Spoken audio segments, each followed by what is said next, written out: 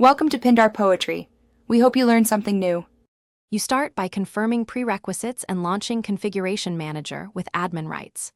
Open Start, type SQL Server Configuration Manager, and run as administrator so you can change services and network settings. Once done, verify the instance name and that the database engine is present. This matters because settings apply per instance. Make sure the SQL Server browser and agent are visible. These first actions unlock the controls you will use for service, protocol, and port configuration. You now move into protocols and ports to allow remote connections. In SQL Server Configuration Manager, expand SQL Server Network Configuration, select your instance, then enable TCP/IP, because shared memory only works locally.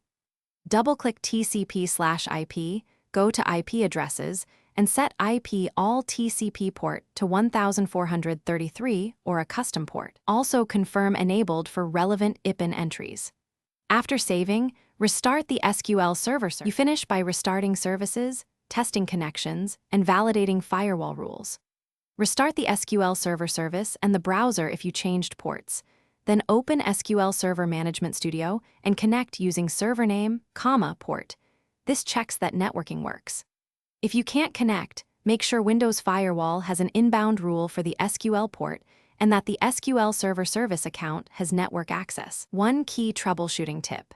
If clients still fail, enable SQL Server error logs and review recent entries for binding or permission errors.